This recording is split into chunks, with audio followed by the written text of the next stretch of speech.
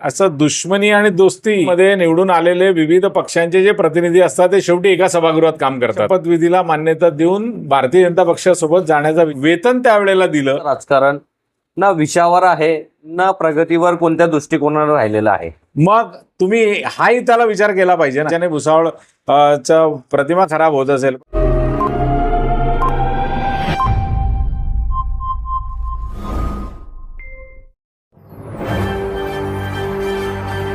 मित्रांनो नमस्कार, मी श्रीकांत वानखेडे आणि विधानसभा महासंग्राम कार्यक्रमामध्ये आपलं सर्वांचं हार्दिक स्वागत आहे।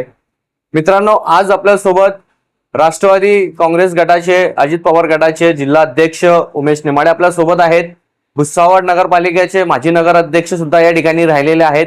आज थेट आपल्या स्टुडिओला त्यांना मुलाखत दिलेली आहे। या ठिकाणी विधानसभाची रणधुमाळी संदर्भात या ठिकाणी बरीचशी चर्चा यांच्या सोबत होणार आहेत। सर्वप्रथम दादा, आपलं MH19 न्यूजच्या विधानसभा महासंग्राम कार्यक्रमामध्ये आपलं हार्दिक स्वागत आहे। विधानसभेची रणधुमाळी संपूर्ण महाराष्ट्रामध्ये सुरू झालेलीच आहे। यापैकी भुसावळमध्ये विधानसभाकडे कशा भुसावळ विधानसभा महाराष्ट्रामध्ये आमचा पक्ष आदरणीय अजितदादांच्या नेतृत्वात महायुतीमध्ये सहभागी आहे आणि महायुतीमध्ये सहभागी असल्या कारणाने या ठिकाणची जळगाव जिल्ह्यातील भुसावळ विधानसभा ही जागा भारतीय जनता पक्षाचे विद्यमान आमदार संजय सावकारे यांच्यासाठी म्हणजे भारतीय जनता पक्षाला ही जागा सुटलेली आहे आणि कदाचित उमेदवार म्हणून संजय सावकारेच राहतील। त्यामुळे युती धर्म आणि महायुतीच्या वरिष्ठांच्या आदेशान्वये या ठिकाणी कामकाज असं म्हटलं जातं की महाराष्ट्रामध्ये एक जे राजकीय दुश्मन होते आज मात्र मित्र म्हणून एकमेकांची मदत मागत आहेत। याच्यामध्ये जनतेची बघा, पूर्वीपासनं आपण बघतो की राजकारणाची व्याख्या ही काही अजून अशी काही कुठे लेखी स्वरूपात आपल्याला पाहायला काही वाचायला कधी मिळालेली नाही।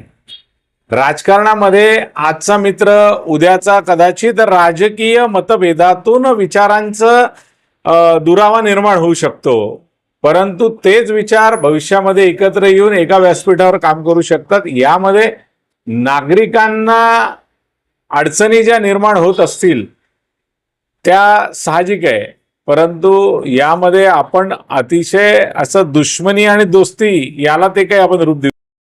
अनेक वर्ष आपण बघत आलो की बीजेपी सोबत राष्ट्रवादी कधी गेलीच नाही आणि मात्र एक वेळा सकाळी पहाटे 5 वाजता गेली होती, मात्र तीही 5 वाजता 6 वाजता घरी आली। मग मात्र असं काय प्रसंग निर्माण झालाय की अजितदादांना बीजेपी सोबत जावं लागलं? बघा, अजितदादा हे महाराष्ट्रातलं एकमेव असं व्यक्तिमत्व आहे की त्यांना सातत्याने विकासाच्या दृष्टिकोनातून नेहमी विकासात्मक काम करण्याचा ओढा त्यांचा असतो आणि म्हणून ज्या वेळेला महाराष्ट्रामध्ये सकाळचा पहाटचा जो आपण शपथविधीचा संदर्भ तुम्ही घेताय त्यावेळेलाही एक महाराष्ट्रामध्ये निवडून आलेले विविध पक्षांचे जे प्रतिनिधी असतात ते शेवटी एका सभागृहात काम करतात आणि वर्षानुवर्षे हे अनेक लोकप्रतिनिधी जे आहे ते एका सभागृहात काम करताना त्यांचे संबंध हे जरी पक्ष वेगळा असला तरी ते चांगले आणि सलोख्याचे असतात। पण त्यामधून काहीतरी एखाद्या वेळेला विचारांचं आदानप्रदान होऊन त्यावेळेला त्यांनी त्या शपथविधीला मान्यता देऊन भारतीय जनता पक्षासोबत जाण्याचा विचार त्यावेळेला केला असावा, परंतु पुन्हा त्या ठिकाणी महाविकास आघाडीचं सरकार आलं। महाविकास आघाडीच्या सरकारमध्ये असताना दादा अर्थमंत्री असताना कोरोनासारख्या काळामध्ये त्यांनी प्रत्येक घटकाचा विचार करत त्या ठिकाणी चांगल्या पद्धतीचं काम केलं। कामच नाही तर वेळ प्रसंगी ते रस्त्यावर उतरूनही त्यांनी त्यावेळेला लोकांची मदत केली। शासनामध्ये महाराष्ट्रामध्ये ज्या ज्या सरकारी कर्मचारी असतील त्या प्रत्येक कर्मचाऱ्याला वेळेवर वेतन त्यावेळेला दिलं। आपण पाहिलं की 100% लॉकडाऊन होतं, कुठूनही महाराष्ट्राच्या अर्थव्यवस्थेमध्ये आवक नसताना एक आपल्या अर्थ खात्याचा ताळेबंद व्यवस्थितरित्या सांभाळून त्यांनी त्यावेळेला प्रत्येक घटकाच्या पोटाचा विचार करून त्याला त्या ठिकाणी वेतन हे दिलं। आणि मग कालांतराने पुन्हा सरकार ज्या वेळेला बरखास्त झालं, पुन्हा महायुतीमध्ये शिंदे सरकार आणि भारतीय जनता पक्षाचं सरकार आलं, काही वेळ दादांच्या ज्या काही योजना होत्या त्या या सरकारने त्या ठिकाणी थांबवण्याचा प्रयत्न केला आणि दादा एक विकासात्मक दृष्टिकोनातून काम करणारा नेता आहे हे मला सांगायची कदाचित आवश्यकता नाही, कारण हे संपूर्ण उभ्या महाराष्ट्राला माहिती आहे. आणि मग कदाचित विकास हा पूर्णतः थांबलेला विकास पुढे न्यावा या दृष्टिकोनातून त्यांनी एक आपलं स्वतंत्र विचारधारा त्या ठिकाणी मांडली. परंतु जरी महायुतीत ते गेले असले तरी विचारधारा मात्र बहुजनांच्या विकासासाठी झटणारं व्यक्तिमत्व आणि तीच विचारधारा त्यांची आजही काय. ते सर्वसामान्य जनतेचा एक प्रश्न असा आहे की महाराष्ट्राचं राजकारण ना विषयावर आहे ना प्रगतीवर कोणत्या दृष्टिकोनावर राहिलेलं आहे, मात्र हा स्वार्थाचं राजकारण या ठिकाणी बघायला सर्वांना मिळत आहे. त्याच्यावर काय सांगाल आपण? असं नाही म्हणता येत. स्वार्थ हा कशाचा आहे? स्वार्थ आज दादांची व्यक्तिमत्व अशा पद्धतीचं आहे की महायुतीमध्ये त्यांनी आपलं योगदान दिल्याच्या नंतर त्यांना तात्काळ अर्थमंत्रीपद त्या ठिकाणी मिळालं. म्हणजे माणसामध्ये काहीतरी गुण आहे म्हणून त्यांची त्या ठिकाणी आवश्यकता होती, म्हणून त्यांना त्या ठिकाणी सन्मानानं सहभाग देण्यात आला. आणि म्हणून स्वार्थ कशाला म्हणतात की दादांना काहीतरी तिथून पाहिजे होतं, पण दादासारख्या व्यक्तीची त्या ठिकाणी आवश्यकता होती. कशी आवश्यकता होती म्हणजे काय नेमकं? दादाने आतापर्यंत या महाराष्ट्राला 10 वेळा अर्थसंकल्प सादर करण्या इतपत योगदान दिलंय आणि म्हणून महायुतीमध्ये दादा सारख्या एखाद्या बौद्धिक चातुर्य असलेल्या अर्थमंत्र्याची आवश्यकता असावी आणि त्यातून हे सगळं घडून आलं असावं. यात स्वार्थ काही म्हणता येणार नाही. त्यांचा स्वार्थ काय असेल तर आमच्यासारख्या कार्यकर्त्यांच्या आणि या महाराष्ट्रातील गोरगरीब जनतेच्या न्याय आणि हक्कासाठी त्यांनी आपली भूमिका त्या ठिकाणी मांडावी आणि त्यांना न्याय द्यावा, त्यांची कामं करावी आणि विकास करावा, हाच त्यांचा स्वार्थ असेल. महाराष्ट्राची जनता मात्र एक गोंधळात आहे की नेमकं खरं कोण, अजित पवार का शरद पवार? आता सर्वांनी सर्वोच्च न्यायालय असेल किंवा निवडणूक आयोग असेल यांनी मान्यता दिली आहे की राष्ट्रवादी काँग्रेस पक्ष हा अजितदादा त्या पक्षाचे अध्यक्ष म्हणून म्हणजे अधिकृतरित्या मान्यता मिळाली आहे. त्यामुळे आता जनतेलाही ते माहितीच आहे. परंतु आता तुमच्यासारख्यांच्या माध्यमातून असे प्रश्न उपस्थित केले जातात असं म्हटलं तर ते काही वावगं ठरणार नाही.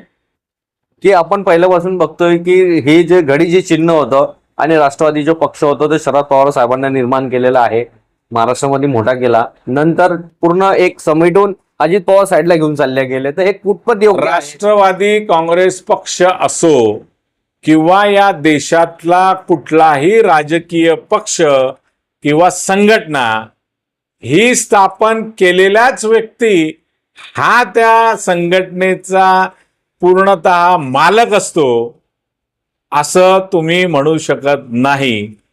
संघटना ही संविधानच्या माध्यमातून, लोकशाहीच्या माध्यमातून चालत असते. लोकशाहीमध्ये आज जर कोणी एखाद्या संघटनेचा अध्यक्ष असला तर तो उद्याच्याला पाय उतार होऊ शकतो. ही प्रक्रिया आहे. आपण जो प्रश्न तिच्यामध्ये केलेला होता की तिच्यातून अजून स्पष्ट झाला, आपण असं म्हणू शकतो का की अजित पवार खरे आहेत आणि शरद पवार खोटे, असं म्हणू शकतो? मी असं म्हणत नाही. खऱ्या आणि खोट्याचा प्रश्नच येत नाही. भारतीय राजकीय व्यवस्थेमध्ये आता मला त्याचा कलम कायदा सांगता नाही येणार, पण दंडसंहिता जी पक्षांतर्गत व्यवस्थेची आहे त्याच्यामध्ये लोकप्रतिनिधींना मतदारांनी निवडून दिलेल्या लोकप्रतिनिधींचं संख्याबळ ज्याच्याकडे जास्त असेल तो त्या पक्षाचा प्रमुख असतो असा कायदा हा भारतीय संविधानात आहे. त्यामुळे ही व्यवस्था किंवा आजची जी परिस्थिती राष्ट्रवादी काँग्रेस पक्षाची जी आहे ती त्याला अनुसरून आहे.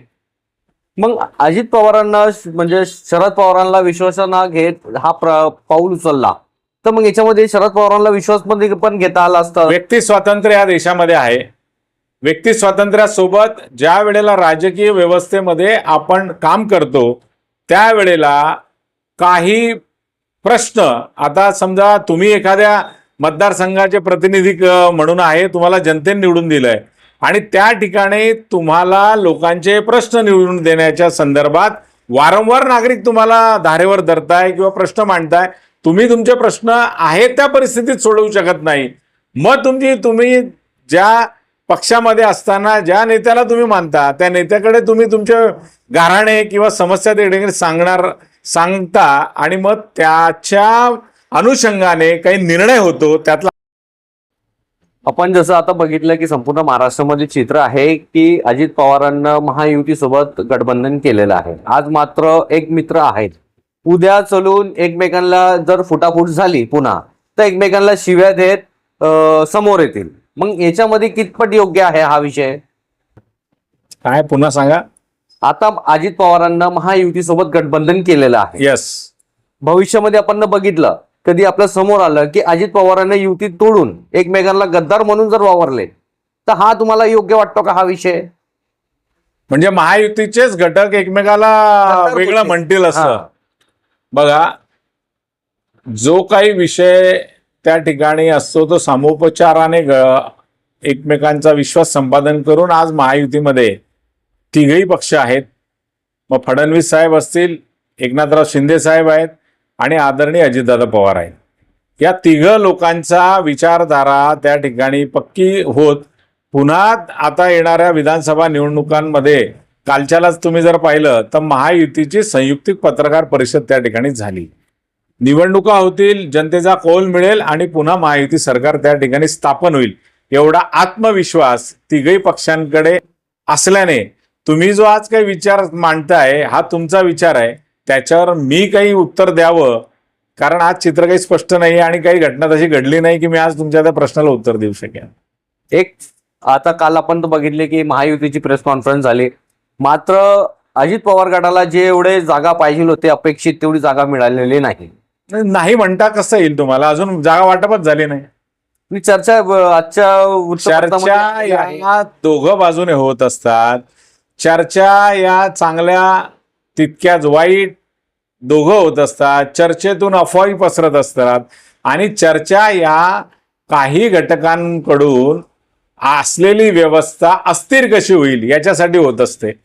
आज कालच्या प्रेस पर्यंत लोक म्हणायचे की अजितदादा हे आता वेगळी चूल मांडतील, अजितदादा महायुतीत राहणार नाही. काल त्यांनी दाखवलं की महायुतीमध्ये आम्ही लोक एकत्र आहोत. राहिला जागा वाटपाचा प्रश्न, जागा वाटप ही जवळपास 80% जागा वाटपाची चर्चा ही पूर्णत्वास आलेली आहे हे आज आम्ही वर्तमानपत्रात वाचलं.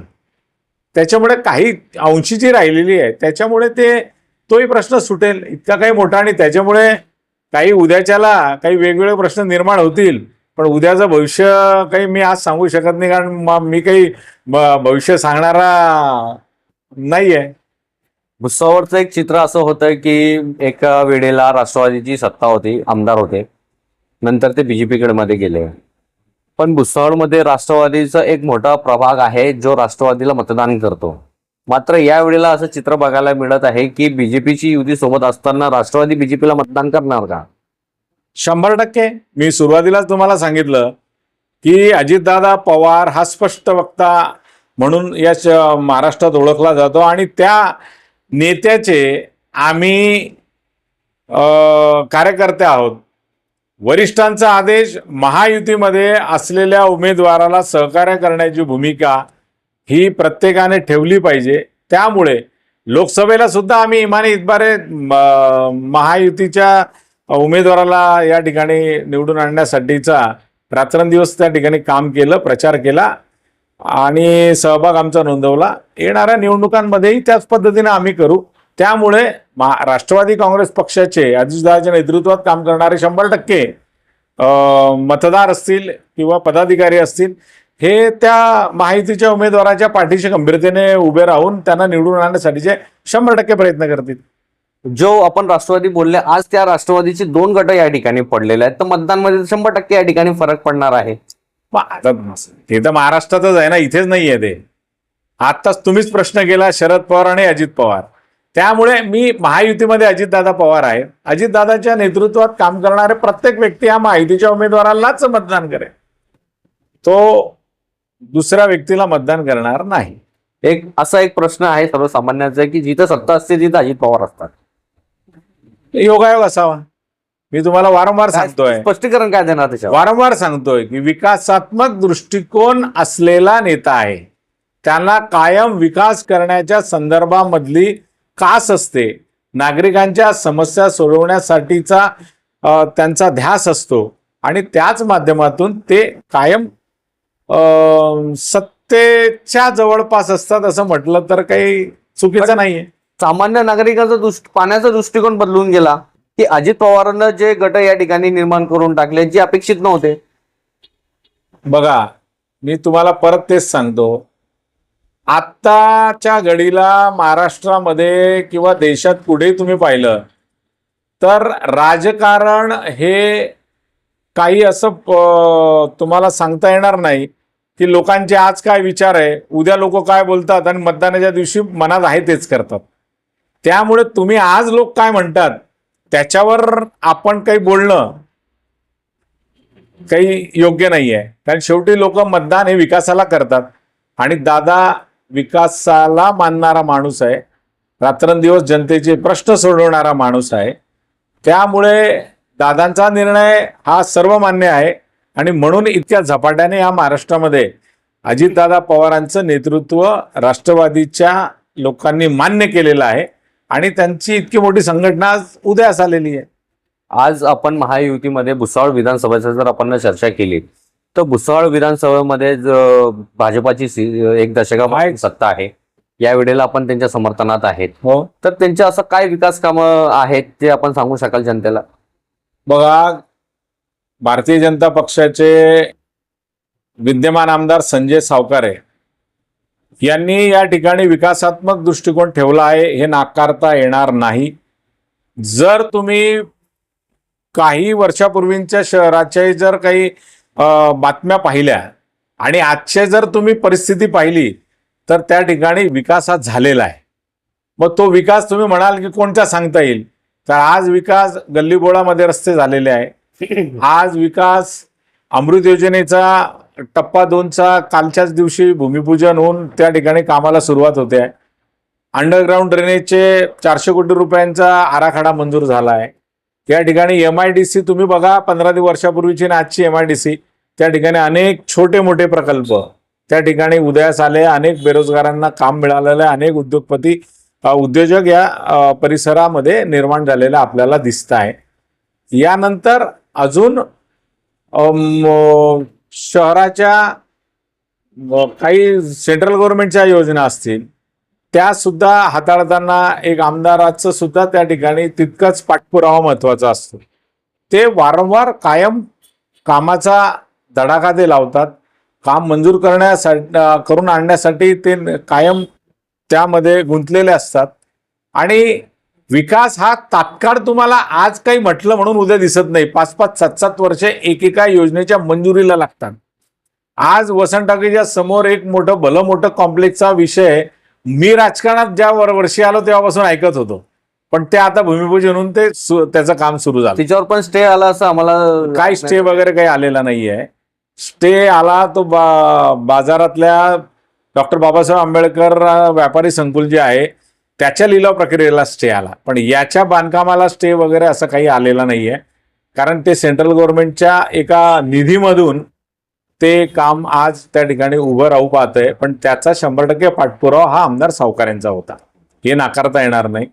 नंतर शहरामध्ये अजून जर पाहिलं तुम्ही तर चांगल्या पद्धतीचे आज नगरोत्थान योजनेतून कामं झालेले आहेत. चांगल्या पद्धतीचे वैशिष्ट्यपूर्ण योजनेतून कामं झालेले आहे. पण याचा पाठपुरावा कोण करतं? या योजना मंजुरीसाठी स्थानिक लोकप्रतिनिधी जो आहे म्हणजे आमदार जे आहेत त्यांच्याच पाठपुरावा नाही होतात, असं ऑटोमॅटिक काहीच होत नाही. नाही, आपण जे बोलतायत की जसं की भुसावळ शहराचे रस्ते या ठिकाणी बनण्यात आले, आज पण आपण जर बघितलं तर भुसावळ शहर पूर्ण खड्ड्यामय झालेलं आहे. एकाधिक संबंधित जे लोकप्रतिनिधी आहेत त्यांनी या ठिकाणी स्पर्धा लावलेली होती तुमच्या कानापर्यंत पण तो विषय असेल. बघा 51 रुपये बक्षीस देतो, तो एक विषय आहे की भुसावळ शहरामध्ये व्यवस्थित रस्ते नाहीये. पाणी पडलं की 2 महिन्यात रस्ते वाहून जातात. आपण MIDC बोलले, त्या MIDC मध्ये आतापर्यंत 1 दशक या ठिकाणी आमदारांना झालेलं आहे. एकही मोठा प्रकल्प या ठिकाणी आलेला नाहीये. मोठा प्रकल्प न येण्याच्या मागचं कारण काही वेगवेगळे कारण त्याला असतात. परंतु तुम्ही हे बघा की दशकाचा विषय तुम्ही या ठिकाणी मांडताय, तर दशकाच्या पूर्वी त्या MIDCचे तुमच्याकडे शूटिंग जर असली ती बघा ना, आजची बघा. किमान त्या ठिकाणी लहान उद्योजक का असत ना, पण ते लहान उद्योजक उदयास आले. तर मोठा उद्योग येण्यासाठी त्या उद्योजकांची मानसिकता त्या पद्धतीची पाहिजे, किंवा त्यांना इकडचं वातावरण अनुकूल नसेल, किंवा त्यांना पाहिजे त्या गोष्टी या ठिकाणी उपलब्ध नसतील. त्यामुळे कदाचित ते मोठा उद्योग इथे आलेला नसेल. ते मग आमदार साहेबांना त्यांना असं विश्वासात घेतलं नाही का आपल्याकडे पाण्याची जर समस्या म्हटली गेली की आज पण 15 दिवसानंतर पाणी येतो. आपल्याकडे तापी म्हणून वरदान आहे, तापी नदी हे वरदान आहे, तरी देखील 15 दिवसानंतर पाणी. एक प्रकल्पाचा विषय मी तुम्हाला मांडतो की जर मोठा प्रकल्प आला तर पाणी आपल्याकडे भरपूर आहे. त्याचबरोबर जर वीजची जर खपत असली तर आपल्याकडे पॉवर प्लांट आहे दीपनगरचा. मग कुठं असं आपल्याला वाटतंय की ते मोठा प्रकल्प हा आमदारांनी म्हटलं म्हणून येईल असं नसतं. जर तुम्ही मोठे उद्योजक आहात आणि तो तुमचा एखादा प्रकल्प तुम्हाला उभारायचा आहे, तर तुम्ही त्याला तुमची मानसिकता पाहिजे की तुम्हाला तो कोकणात उभारायचा आहे का, तुम्हाला तो मुंबईत उभारायचा आहे का, तुम्हाला तो अजून नागपूरला उभारायचा आहे का, जळगावला उभारायचा आहे, या तुमचा प्रश्न असतो. त्यामुळे जर उद्योजकांची मानसिकता नसेल त्याला आमदार काय करणार आहे. भुसावळच्या राजकारणामध्ये आपण जर बघितलं की आपण भुसावळ शहरात आपण एक बघितलं की गुन्हेगारी मोठी वाढत आहे. त्या गुन्हेगारीला राजकारण जबाबदार नाही का? भुसावळाचा काय विचार करताय तुम्ही? गुन्हेगारी ही त्या गुन्हेगारांवर अवलंबून असते. परवालाच तुम्ही पाहिलं आमच्याच राष्ट्रवादीच्या नेत्याला मुंबईत दिवसा ढवळ्या मारलं. पण त्याला तुम्ही भुसावळ टार्गेट नाही करू शकत की भुसावळात गुन्हेगारी वाढली आहे. मी तर हे म्हणेल की भुसावळात गुन्हेगारी ही, जर तुम्ही पोलिसी दप्तरातले जर आकडे पाहिले तर आजच्या तारखेला भुसावळातली गुन्हेगारीचा हे कमी झालेला आहे. पूर्वीची गुन्हेगारी आम्ही भुसावळात चांगल्या पद्धतीने पाहिलेली आहे, परंतु आज गुन्हेगारीचं शहर, मी तर वारंवार सांगतो, पोलिसांच्या मिटिंगला सुद्धा सांगतो की अतिसंवेदनशील शहर म्हणून सर्वत्र बातम्या पेरल्या जातात. परंतु 1-2 घटना घडली म्हणून भुसावळ फारच अशा वेगळ्या पद्धतीचा आहे. हा भुसावळाचा तयार केलेला एक वेगळा चेहरा आहे. परंतु या ठिकाणी तुम्ही गुन्हेगारीचा विषय करता, परंतु या ठिकाणी तुम्ही याचा का बरं विचार करत नाही की भुसावळामध्ये जातीय सलोखा एवढ्या चांगल्या पद्धतीने का, किती जरी काही झालं तरी जातीमध्ये इथे भांडणं होत नाही. जर की महाराष्ट्रात मुंबई सोडली त्याच्यानंतर भुसावळ हे सर्वात मोठं कॉस्मोपॉलिटन शहर आहे. भारतातल्या बहुतांश जाती धर्माचे लोक हे भुसावळात वावरतात. अगदी बरोबर. मग तुम्ही हाही त्याला विचार केला पाहिजे ना. एकीकडे जर एखादी घटना घडत असेल ज्याच्याने भुसावळ चा प्रतिमा खराब होत असेल, पण त्याच्या बाजूच्या जातीय सलोख्याच्या जातीमध्ये प्रेमाने आणि सलोख्याने वागणारे लोक पण आहेत, त्याचाही तुम्ही विचार केला पाहिजे. आता मुंबईमध्ये आपण सांगितलं की दिग्गज नेते बाबा सिद्दीकी यांना उत्सवाच्या वातावरणामध्ये गोळ्या मारण्यात आल्या आणि सत्ता महायुतीच्या असतानाही देखील जर एखादी दिग्गज नेता सुरक्षित नाहीये तर आम जनता कशी सुरक्षित? असं म्हणता येणार नाही ना. मी काय सांगतो की प्रत्येक व्यक्तीवर एक व्यक्ती संरक्षणार्थ देता येईल का?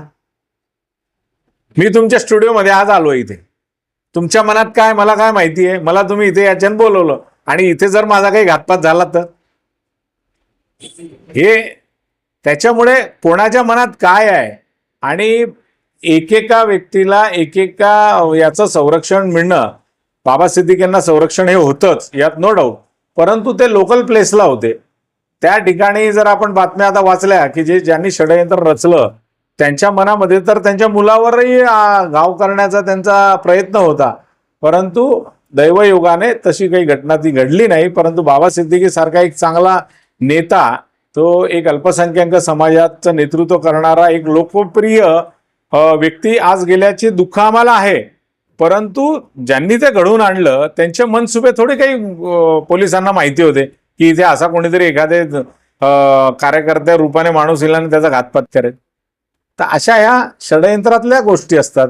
त्या पूर्वनियोजित गोष्टी त्यांच्या असतात, पण पूर्वनियोजित पोलिसांना थोडी माहिती असतं. जसे की MS-19 दर्शक तुम्हाला पाहत आहात, तर जे आताची जी निवडणूक होणार आहे त्यासाठी काय संदेश देणार आपण? आताच्या निवडणुकीला संदेश एकच देईल की जनतेने जास्तीत जास्त प्रमाणामध्ये विकासात्मक विषयावर महायुतीच्या उमेदवाराला मतदान करावं. तुम्ही मतदान करा, परंतु जास्तीत जास्त संख्येनं मतदान करा आणि या शहराला आणि या तालुक्याला एक चांगलं जो विकासात्मक डेव्हलपमेंटच्या दृष्टीने जे काही गोष्टीची आखणी झाली आहे ते पूर्ण करण्यासाठी या महाराष्ट्रासह या मतदारसंघालाही महायुतीच्या उमेदवारांना निवडून द्या. एक माझा शेवटचा प्रश्न मी घेतो तुमच्याकडनं, की आज जरी तुम्ही महायुती सोबत असले, उद्या चलून जर भुसावळचं चित्र आपण जर बघितलं की तुम्ही आज अपील जे करतायत की महायुती सरकारला आपण वोट करा करून, आणि जर एका वेळेला जर हे विभाजन झालं तर तुम्हाला याचा पश्चाताप होणार नाही का? मुळीच नाही. मी पुन्हा पुन्हा सांगतोय की मी आदरणीय अजितदादांच्या विचारांच्या नेतृत्वात मी काम करतोय. दादा जो निर्णय घेतील तोच आमचा निर्णय राहील. पश्चाताप हा करण्यास सारखा विषय नाही आहे की आपण काय निर्णय आपण कोणता घेतला आणि त्याने पश्चाताप झाला. मुळीच नाही. सर्वस्वी आमचे अजितदादा पवार आहेत. दादा आणि भविष्यातला सर्व गोष्टीने परिपूर्ण असं हे नेतृत्व आहे आणि आज युवा अवस्थेमधून ते अनेक कामं करत आहे. पुढे चालून आम्हाला सुद्धा त्याच पद्धतीने कामं करण्याचा आमचं ध्येय आहे. त्यामुळे अजितदादा ज्या पद्धतीने मार्गदर्शन करतील, आदेश देतील, तो आदेश आमचा सरसेवाद्य आहे. पवार साहेबांना, शरद पवार साहेबांना जर तुम्हाला ऑफर दिली की तुम्ही शरद पवार गटात येऊन जा, तुम्ही स्वीकारणार नाही? का असं? मी सांगतोय ना, अजितदादांच्या नेतृत्वावर मला विश्वास आहे. मी अजितदादांचा पूर्वीपासून निष्ठावान आहे.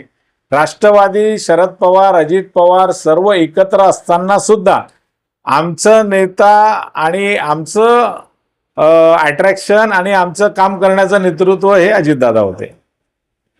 तर एक प्रश्न विचारतो, रिसॉर्टमध्ये बेरोजगारी खूप झालेली आहे, त्याबद्दल आपण काय बोलाल? बेरोजगारीच्या साठी मी तुम्हाला आताच सांगितलं की MIDC मध्ये लहान लहान उद्योग आलेले आहेत. अनेक बेरोजगारी आज त्या ठिकाणी बेरोजगारांना काम मिळालेलं आहे. एकंदरीत बेरोजगारी थोडी कमी झालेली आहे. भविष्यात सुद्धा असे अनेक प्रकल्प या ठिकाणी येऊ पाहत आहे आणि ते प्रकल्प आल्याच्या नंतर या ठिकाणी नक्कीच युवकांच्या आणि बेरोजगारांच्या हाताला काम मिळेल यात शंका नाही. तर मित्रांनो, आज आपल्यासोबत राष्ट्रवादी अजित पवार गटाचे युवा जिल्हाध्यक्ष उमेश नेमाळे सर आपल्या सोबत होते. त्यांना राजकीय विश्लेषणावर या ठिकाणी आपले मते या ठिकाणी मांडलेले आहेत. राष्ट्रवादी अजित पवार गटाचे जे काही या ठिकाणी महाराष्ट्रामध्ये भूमिका आहेत त्यांना या ठिकाणी स्पष्ट करण्याचा प्रयत्न केलेला आहे. मात्र जनता या ठिकाणी, जनता राज आहेत, त्यांना शेवटी ठरवायचं आहे की खरा निर्णय काय आहे. दादा, आपण MS-19 विधानसभा महासंग्राम कार्यक्रमाला वेळ दिला, आपलं खूप खूप धन्यवाद. धन्यवाद. तरी आपण बघत राहा पुढील एपिसोड. मी श्रीकांत वानखेडे, कॅमेरामॅन जोएब सय्यद सोबत. धन्यवाद.